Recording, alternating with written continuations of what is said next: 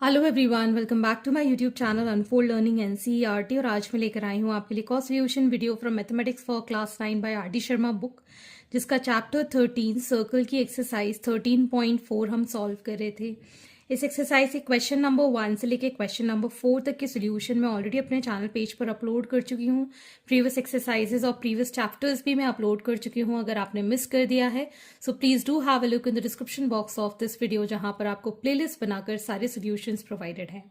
और अगर आप मेरे चैनल पे फर्स्ट टाइम आए हैं तो please do subscribe my channel and press the bell icon for future notification. अगर आपको कंटेंट थोड़ा सा भी पसंद आ रहा है या यूजफुल लग रहा है, do let me know in the comment section के आप मेरा ये वीडियो इंडिया के किस पार्ट से देख रहे हैं। So let us start with question number 5. In figure, it is given that O is the center of the circle and angle AOC is 150. Find angle ABC. तो आपको ये एंगल ABC डिटरमाइन करना है। तो ये एंगल निकालने के लिए हम रिफ्लेक्स एंगल ऑफ AOC निकाल देते हैं। ठीक है, so angle subtended bye an arc at the center is double the angle subtended by it at any point on the remaining part of the circle. तो AC हमारा arc हो जाएगा और इसका जो एंगल बनेगा यहां पर आके हाफ हो जाएगा। So we can say that reflex of angle AOC is 360 degree minus angle AOC, that is 360 degree minus 150, which is 210 degrees. Therefore, angle ABC is half the angle reflex of angle AOC. So half of 210, it is 105 degrees. तो ये angle आ गया हमारे पास 105 degrees. Next is question number 6. In figure, O is the center of this circle, PQ is the diameter, ROS is 40 degree. Find RTS. तो यहाँ पर हमारे पास angle ROS is 40 degree. This is given. And PQ is diameter. ठीक, अब यहाँ पर हमें पता है दैट RQS और ROS एक ही आर्क से बन रहे हैं। ठीक है ना, RS कॉमन है। सो ये angle RQS is half of angle ROS. So half of 40 degree is 20 degree. तो ये एंगल आ गया हमारे पास 20 डिग्री। अब हम RTQ देखें। ठीक है, तो सबसे पहले हमें ये पता है that PRQ this is 90 degree. ठीक, अगर ये 90 डिग्री है सो TRQ ये भी 90 डिग्री होगा, बिकॉज ये एक लीनियर पेयर बना रहे हैं। ठीक है, PQ is diameter, so angle PRQ is 90 degree. Angle in a semicircle. ठीक, an angle PRQ plus angle QRT is equal to 180 degree. ये दोनों एंगल कैसे बना रहे हैं? 180 डिग्री लीनियर पेयर। ठीक, so this is 90 degree, so angle QRT is equal to 180 degree.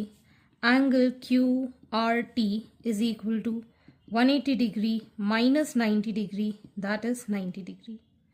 अब हम ये कंप्लीट ट्रायंगल RQT ले लेते हैं।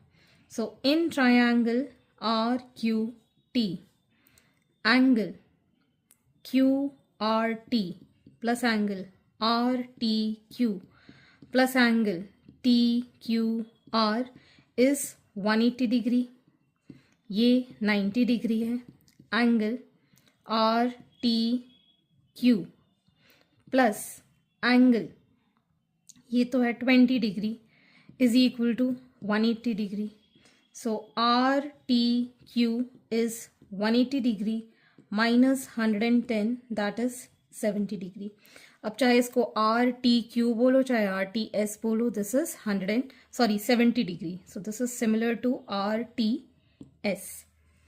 Okay, clear? Next is question number 7. In figure, O is the center of the circle. Prove that angle X is equal to angle Y plus angle Z.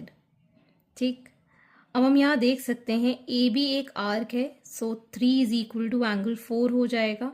Angle in the same segment भी कह सकते हैं और on the same arc भी कह सकते हैं. Angle 3 is equal to angle 4, angle in same segment. अब हमें ये भी पता है दैट एंगल एक्स जो होगा 2 टाइम्स एंगल 3 होगा. ठीक है, angle subtended at the centre is 2 times the angle subtended at any part. ठीक, इसको हम लिख सकते हैं एंगल 3 प्लस एंगल 3 क्योंकि 2 टाइम्स है, लेकिन एंगल 3 एंगल 4 के इक्वल है, सो एंगल 3 प्लस एंगल 4 हम इसको लिख सकते हैं.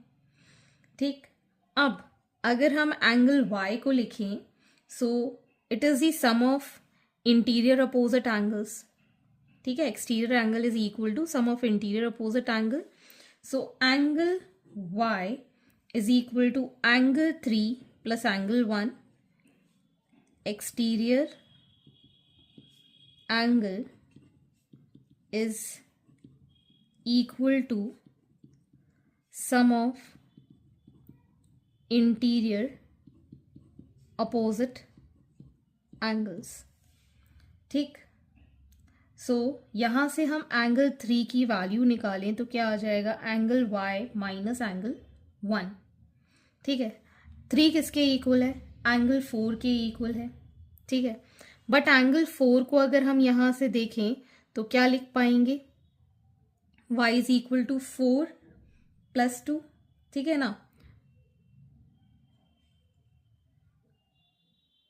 सो we can write here angle 4 is equal to angle Z plus angle 1. इस कंप्लीट ट्रायंगल में अगर हम देखें, एंगल 4 क्या है, एक्सटीरियर एंगल, और इन दोनों का सम हो जाएगा.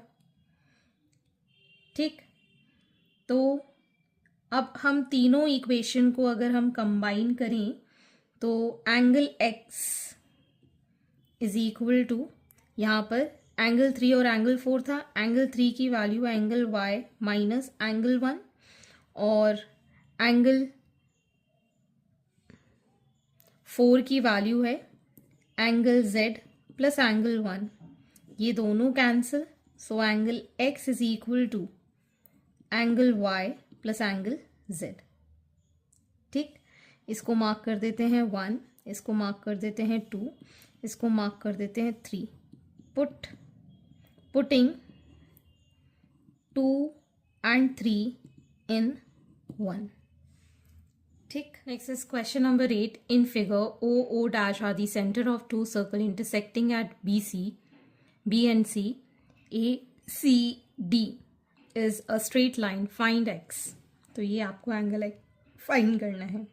इस सर्कल के अंदर AB आर्क है, ये सेंटर पे है, ये other part of the circle पे है. So angle ACB is half the angle AOB, that is half of angle 130, that is 65 degrees.